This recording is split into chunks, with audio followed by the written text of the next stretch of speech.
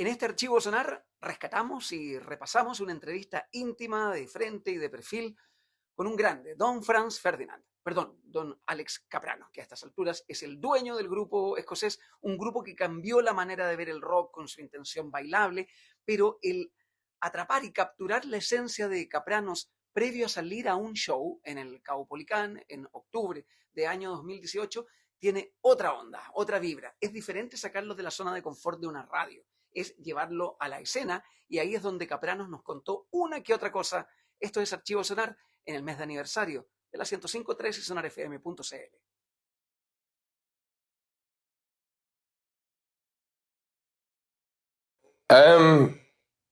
Enjoyed making the record. I don't think I've ever made an album with a mission statement. Whenever I've come up with titles or ways of describing a record, it's come afterwards. And I know very few artists that sort of say, we're going to aim to make this thing here. Because that's not how creativity works. You have thousands of ideas all the time, like little ideas that explode. And as you go on, you see themes that develop. Like one idea leads to another, which leads to another. And gradually it takes form.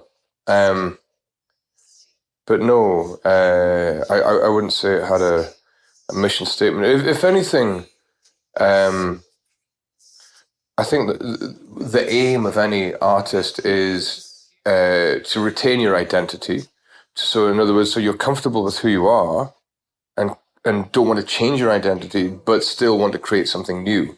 So put it simply, so that somebody puts on the Franz Ferdinand record and goes within seconds, within like under 2 seconds, goes, that's Franz Ferdinand, but oh, they're doing something I haven't heard before.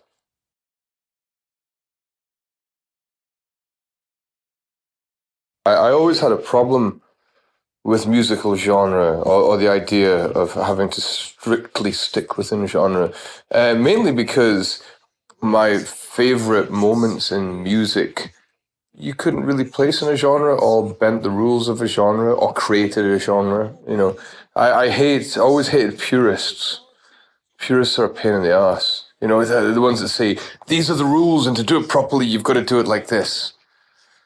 Oh man, they make it boring. Yeah, absolutely. Right? That's right. But you get it all in place. Like you get mod purists or rock and roll purists or techno purists or hip hop purists or whatever, and just purists boring. Yeah.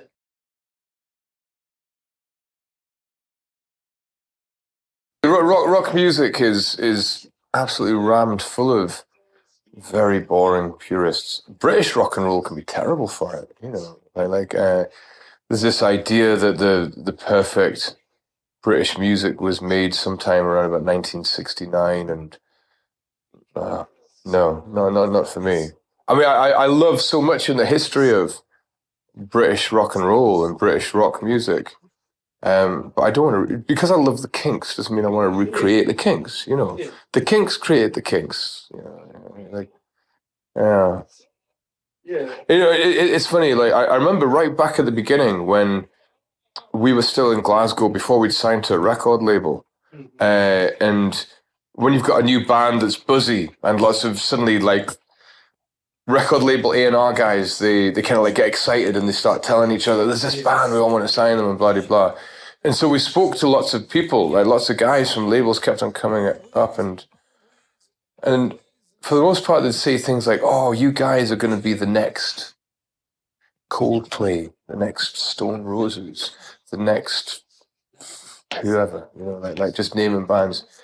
And there were two people, Lawrence Bell and Tom Friend from 369 Records. They were the only ones that said, "You're going to be the first Franz Ferdinand." And so that's encouraging. Yeah. And so they're like, yeah, of course, that's what you want to be. You want to be the first whoever. You don't want to be repeating what somebody else has done.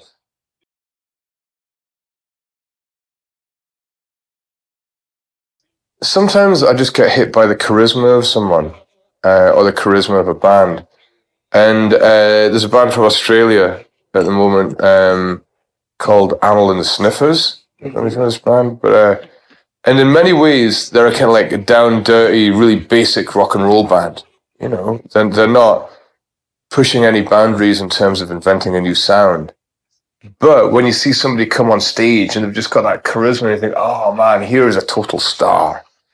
That feels really good. You know, I love that. And Amy, the girl that sings for the band, she's like a cross between, I don't know, Iggy. She's got an Iggy vibe.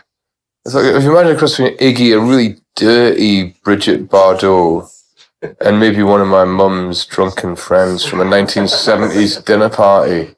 Right. And so that's cool, you know, it's while being themselves as well. They've got their own personality. So I like them. There's a girl in London called Maggie Brown. I love her writing. It's really cool. I'm trying to think what else I've been listening to that's kind of cutting edge. Jimmy Tenor, you know, I really love Jimmy Tenor. Oh, I know.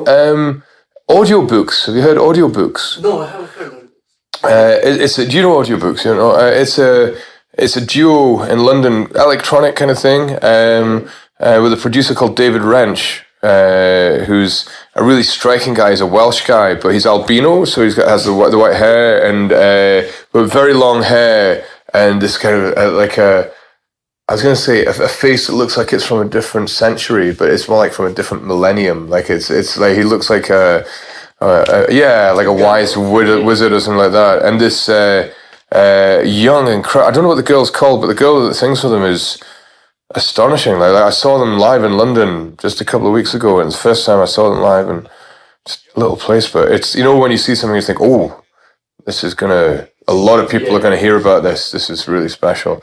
And she was quite timid at first, but as she was going on, she was like losing herself, and the performance was, really stunning. So yeah, audiobooks, that's another one. Yeah.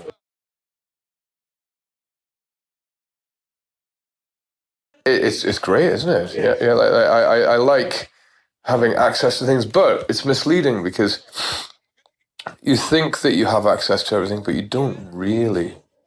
You know, there's a really good record shop in London, not far from where I hang out, and the guy has a lot of soul and Afrobeat kind of stuff, and I was in there recently, and I got a couple of Fela Kuti records and a couple of other African records, and I was like, oh, like actual African issues, and like, oh, these records are great, and I sort of took them home, and then I looked them up on Spotify to see if they were on Spotify, and they weren't on Spotify. So, you know, like there are some records that are, you presume that everything is there, but it's not. Like there are things that are missing.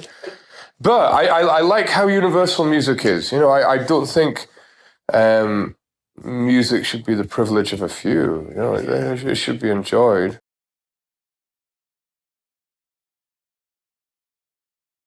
I hate having other people's taste in music inflicted on me unless they've got really good taste and I trust them. You know, uninvited playlists are like the scourge of the modern age, because I love music, but I like music in the way that I like food. You know, I like to eat good food, but not to gorge myself. I don't like to stuff my face with just any old crap that happens to be lying around. I like to find something that's good and quality and savor it and enjoy it and appreciate where it's come from and who made it. That's a good way to eat food, right? Not to just kind of like go at the nearest place and go, oh, stuff my face. Or even worse, like be sitting there and having people stuff food in your face without you asking for it. And so I hate it when you go to like, I don't know, a cafe or a shop, and I love going to a pub. Not a bar, but a pub is a slight difference.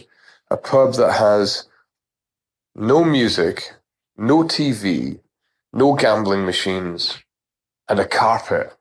Yeah. Which is a very British thing. Like it's, in many ways it's disgusting because it smells bad because all the spills end up on the carpet and stuff, you know? But what's good about it is it absorbs the noise. So you don't hear the, like, you know, this room, it's got an echo, you hear the echo. Yeah. And I love, I think it's because I'm exposed to sound all the time. And I guess because of that, I want to keep my exposure to sound as a special thing. And so I appreciate silence a lot more than maybe people who aren't exposed to sound. So I search out silence as much as I search out sound. and I do like if I'm walking around in Glasgow or down in London or New York or whatever, I often walk around with my earplugs in just to blot out the excess of the city, so that I can appreciate. So when I want to listen to the sound, I appreciate it.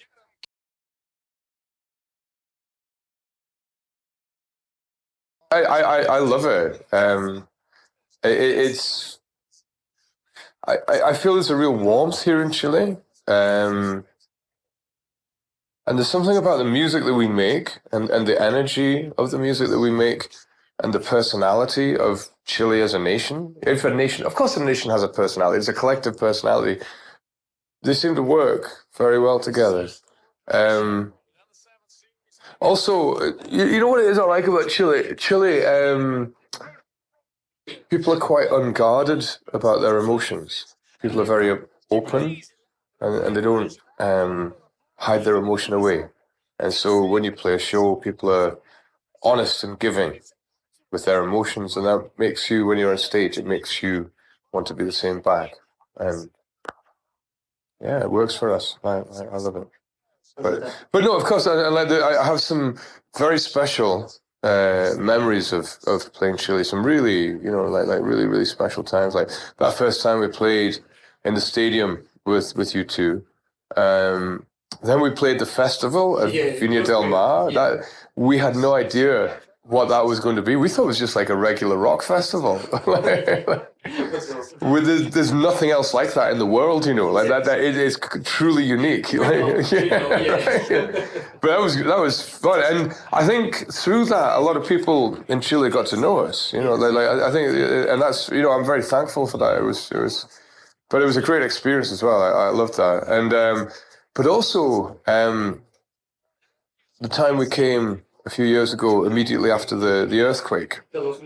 Yeah, because I think we were the first concert or the first kind of public event immediately after the earthquake, and so we were I remember it happened, and we were about to fly out, and so the insurance companies were really shaky about it, and the promoters were saying, "Oh, do you want to come over? Are you sure you want to come over?" And management and labels saying, "Oh, you sure you want to go?" So we've got to go. We can't not go. But when we got here, I remember talking to each other saying, "Do you think anybody's going to come? Are people going to be cool to come out?" And then, but they did, and it was this really. It felt, really, really beautiful and very, very emotional. Very emotional. Yeah, so it was cool. So yeah, I have these great memories, and tonight I think is going to be another.